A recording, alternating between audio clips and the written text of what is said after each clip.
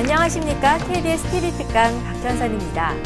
일방적이지 않은 다른 사람과의 관계 맺기, 소통과 공유, 소셜 네트워크 시대가 요구하는 단어입니다. 그동안 블로그를 꾸미는데 어려움을 겪었던 40, 50대 중장년층들도요, SNS에는 쉽게 젖어든다고 하는데요.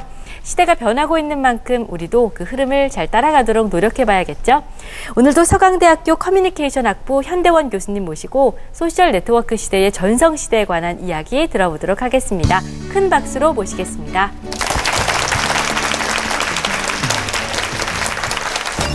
소셜 네트워크 서비스의 등장으로 우리 사회와 문화에 어떤 변화가 있었을까? 식을 줄 모르는 소셜 네트워크 서비스의 열풍은 어디까지, 언제까지 이어질까? 하버드생이 재미삼아 만든 아이디어가 지금 전 세계를 움직이고 있다.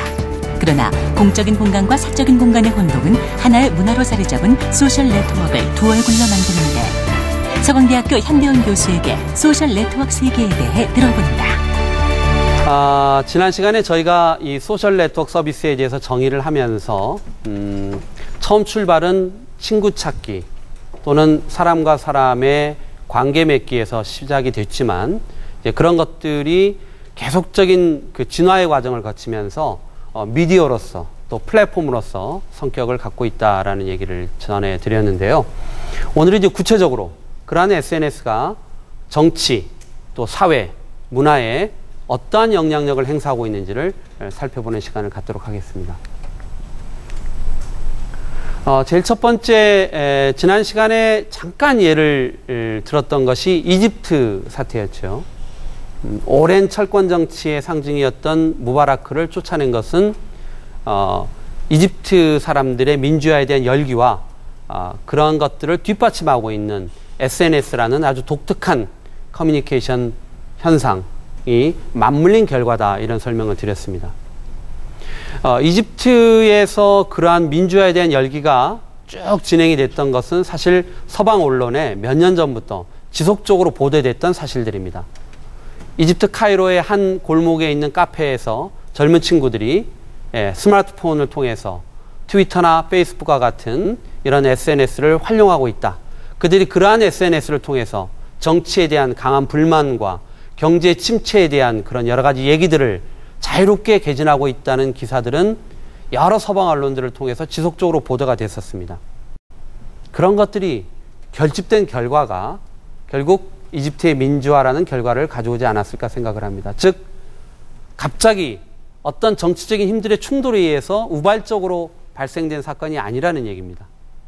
그런 민주화에 대한 열기가 SNS라는 문명의 일기를 통해서 결집이 되고 그게 사회의 힘으로 발현이 되고 그 결과가 무바라크의 퇴진과 이집트의 민주화가 아닌가 생각을 합니다.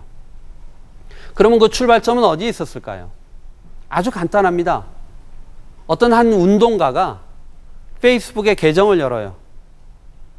그 페이스북의 페이지를 통해서 이집트의 실정에 대한 얘기들을 올립니다.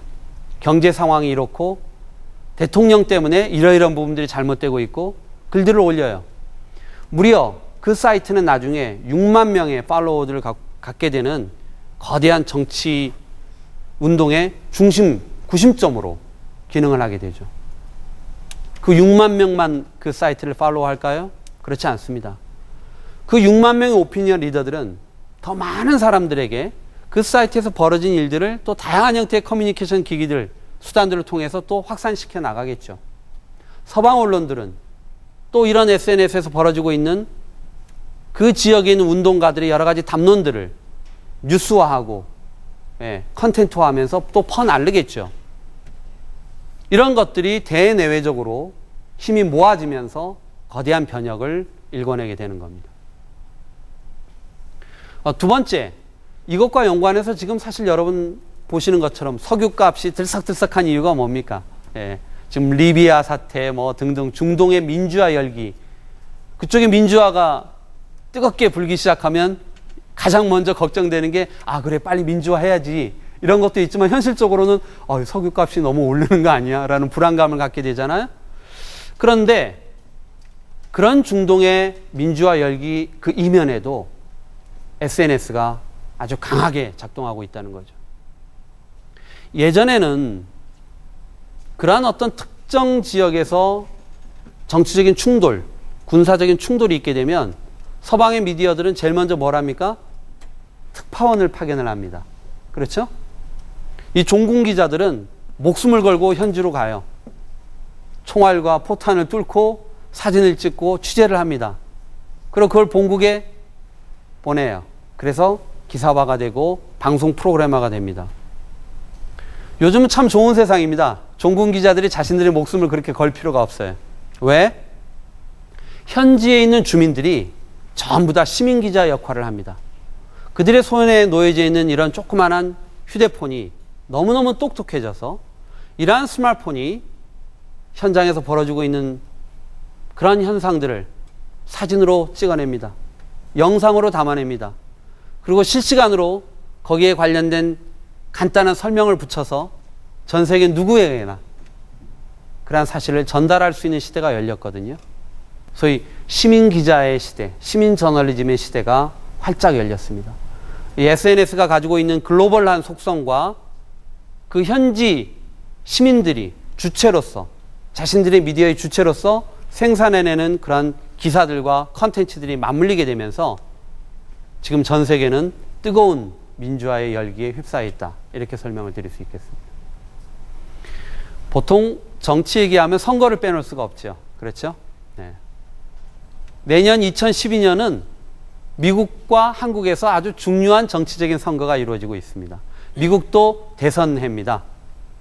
오바마 대통령은 자신이 재임에 대한 도전을 어디에다 제일 먼저 밝힌지 아세요, 여러분? 어디일 것 같습니까? 페이스북입니다. 예. 보통 우리가 그런 중요한 정치적인 견해를 밝힐 때는 어때요, 보통은?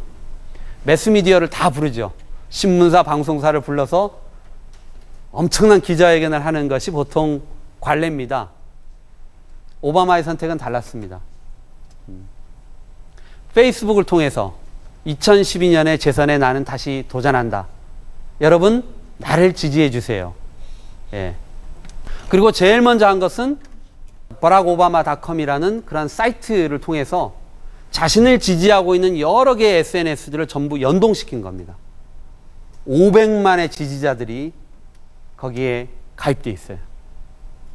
거대한 사이버의 선거본부가 차려진 셈이죠. 이렇게 SNS는 선거 문화도 바꿔놓고 있습니다.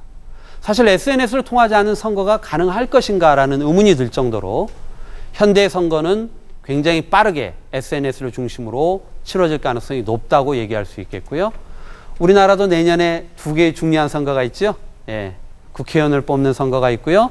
대통령을 뽑는 대선이 내년에 기다리고 있는데 아마도 내년도에 우리의 선거는 SNS 선거라고 불려질 것이 분명하지 않은가 이런 생각을 해봅니다. 자, 정치 얘기하면 고개를 절레절레 하는 사람들이 많아요. 정말 정치가 잘 돼야 될 텐데요. 예. 얘기를 좀 가벼운 쪽으로 한번 옮겨보겠습니다. 문화 얘기 한번 해볼게요. 예. 요즘 전 세계의 문화의 아이콘 하면 누가 떠오르나요? 아, 이 답을 너무 빨리 보여줬네. 예. 사실 지금까지 거의 무소불위의 문화 권력 하면은 오프라 윈프리를 많이 떠올리게 되죠. 그런데 재밌게도 포브스지가 선정한 세계에서 가장 영향력 있는 엔터테이너의 오프라 윈프리를 제치고 레이디 가가가 1위에 올랐습니다. 그리고 작년 포브스지가 선정한 세계에서 가장 영향력 있는 여성 100인에 레이디 가가가 7위에 올라 있어요. 전체 여성 중에서 7위입니다. 그리고 엔터테이너 중에서는 1위예요. 25살의 이 여자 가수가, 데뷔한 지 3년밖에 안 되는 이 여자 가수가 어떻게 그런 영향력을 갖게 됐을까?